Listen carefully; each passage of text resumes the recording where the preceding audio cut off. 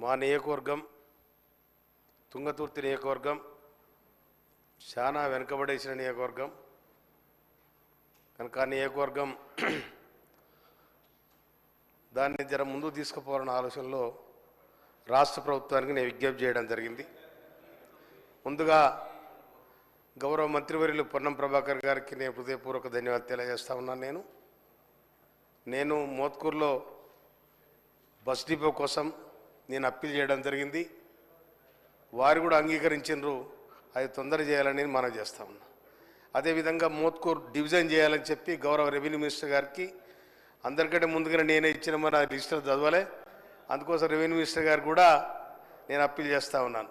తర్వాత ఇంతకుముందు మున్సిపాలిటీలు చేసిరు, ఎట్లా చేసిరు ఆగమాగం గందరగోళం. 7 కిలోమీటర్లు 8 కిలోమీటర్లు ఉన్న గ్రామాలను తీసుకొచ్చి మున్సిపాలిటీ చేసినారు.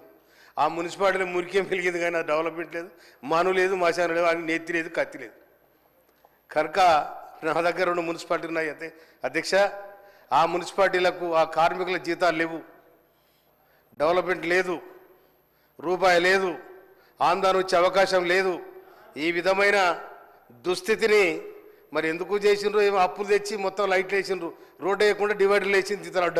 డివైడర్లు వేస్తే బస్సు వచ్చేటట్లేదు, వచ్చిన వాహనం మళ్ళీ వెనక పోయేటట్లేదు, ఏది మళ్ళీ అటు వస్తే ఇటు పోయేటట్లేదు. కనుక ఆ పరిస్థితి ఉంది. ఇవాళ మేము 2 మున్సిపాలిటీలు ఉన్నాయి.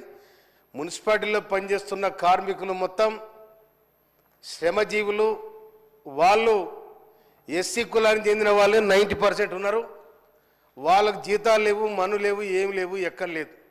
కనుక దయచేసి ఆ మున్సిపాలిటీల పరిస్థితి ఏందో కూడా గౌరవ పోయిన ప్రభుత్వం ఆగమేఘాల మీద ఓ పాయ చేసినారు. ఇలా పాడు చేసినారు, కూర్చున్నారు, ఎక్కడ లేదు. అక్కడ ఉన్న ఆ గ్రామాలలో ఉన్న ఉపాధి హామీ కూలీలకు కూడా బతుకు లేకుండా అయింది అలా ఆ మున్సిపాలిటీ కలపడం వల్ల. ఆ విధంగా దుస్థితి ఉంది. అందుకోసం దాన్ని చక్కబెట్టాలని రాష్ట్ర ప్రభుత్వానికి నేను హృదయపూర్వక ధన్యవాదాలు తెలియజేస్తా ఉన్నాను.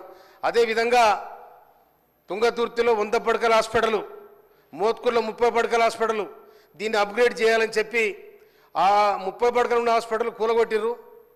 100 పడకల హాస్పిటల్ పిల్లర్లు వేసినారు. అది అక్కడ ఇబ్బందిగా ఉంది. కనుక దయచేసి దాన్ని కంప్లీట్ చేయడానికి సహకరించాలని చెప్పి, తర్వాత మోత్కూరులో ఉన్న 30 పడకల హాస్పిటల్ కూడా తొందరగా దాన్ని కంప్లీట్ చేయాలని చెప్పి రాష్ట్ర ప్రభుత్వానికి సంబంధిత మంత్రివర్యులకు నేను మనస్ఫూర్తిగా విజ్ఞప్తి చేస్తూ ఉన్నాను. తుంగతుర్తి నియోజకవర్గం ఎస్సీ రిజర్వ్ నియోజకవర్గం, దానికి ప్రత్యేకంగా నిధులు కేటాయించాల ధర్మం బాధ్యత రాష్ట్ర ప్రభుత్వానికి ఉంది.